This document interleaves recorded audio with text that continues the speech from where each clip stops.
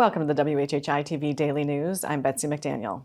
As always, there's a lot to cover in the Lowcountry today, so let's get started with our headlines. As all races continue to heat up, we begin with a couple of political stories today. First, Nancy Mace's tenure in Congress has not been without controversy, so much so that she is getting a challenger from her own party, her own staff, and Democrats trying to flip the seat blue. Republican Catherine Templeton is expected to announce her candidacy next week. She ran the State Health and Environmental Control Department for a time and also ran for governor in 2018, finishing third in the GOP primary. Also, Mace's former Chief of Staff, Dan Hanlon, has also filed paperwork for a run at the position. Mace set herself up for a challenge from her own party by being one of the 8 Republicans to vote out Speaker Kevin McCarthy last fall. He still has a huge campaign fund and said on his way out of Congress that Mace had not earned the right to be reelected. The filing period runs until the end of March, with the primary June 11th. And former Governor Nikki Haley will make a campaign stop on Hilton Head Island this Thursday at 6 p.m. at the Forest Fire Barbecue in Coligny. Her rival in the GOP presidential race, former President Trump, hasn't announced anything in the Lowcountry yet, but he will be the keynote speaker at the Black Conservative Federation's gala in Columbia the night before the February 24th primary. As for the Democrats, Vice President Harris is making one last swing through the Palmetto State before Saturday's Democratic primary, headlining a Get Out the Vote event at the South Carolina State University in Orangeburg on Friday, which is the day before South Carolina's first in the nation Democratic primary. We will have more on both of those stories a bit later in the broadcast. The Beaufort County School District is already looking at next year's calendar and wants your input on when school should start and finish. Start dates on the 5 options being considered are as early as August 4th and as late as August 21st. Most of the options are trying to get the first semester and its exams done just before the Christmas break. You can view the calendars and make your suggestions on the Beaufort County School District's website. A second man has now been arrested in connection with the pre-Christmas shooting at a Jasper County sports bar that killed twin brothers and injured 2 others. 26-year-old Andrew Lee Grober II has been charged with 2 counts of murder in the early morning shooting December 16th in the parking lot of the Baba Bar in Riverwalk Business Park.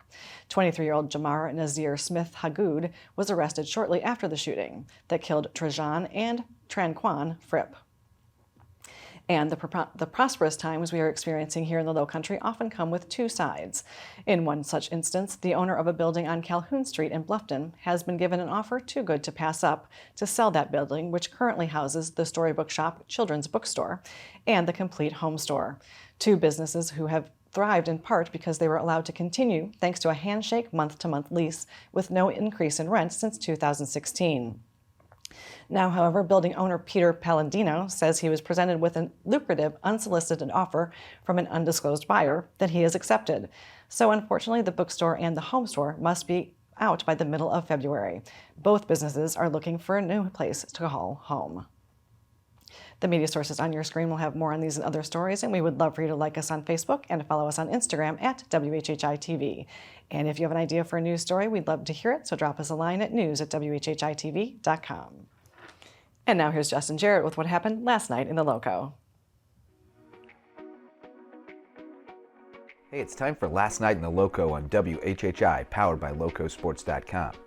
The second showdown between rivals Hilton Head Christian Academy and Hilton Head Prep was on tap last night in the cage, with the Prep girls and Hilton Head Christian Academy boys hoping to flip the script from the first meetings, but to no avail. Mya Hutchinson scored 24 points and Devon Yarde added 20, with Hutchinson and teammate Morgan Scott each being honored for reaching 1,000 career points, and the Eagles cruised to a 69-29 win to sweep the season series from the Dolphins. Hilton Head Prep's boys again avenged the girls' defeat, though, pulling away in the fourth quarter for a 46-33 victory after HHCA used the Four Corners offense to run huge chunks off the clock and try to shorten the game.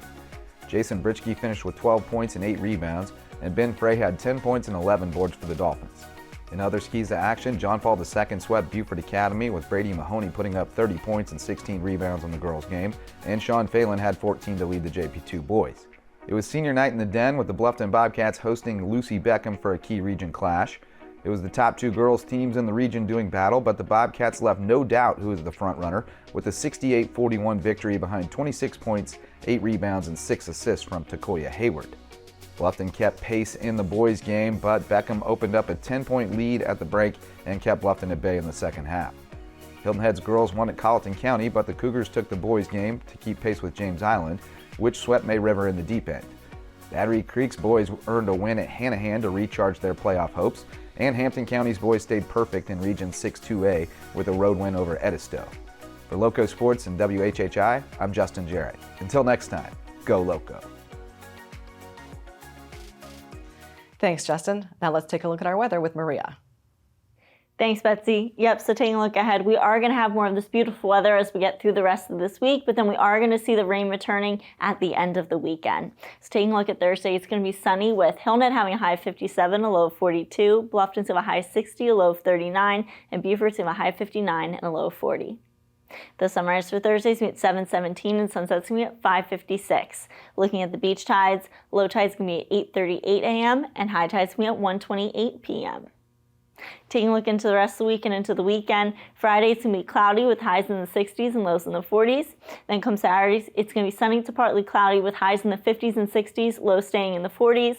And then come Sunday, it's going to be cloudy, and then we're going to see scattered showers starting in the afternoon, then continuing on into the evening, highs in the 60s, lows in the 40s. That's it for today. Let's head it back to the desk. Thanks, Maria. After a quick break, we're going to chat with one of the candidates for Bluffton's special election. Don't go away.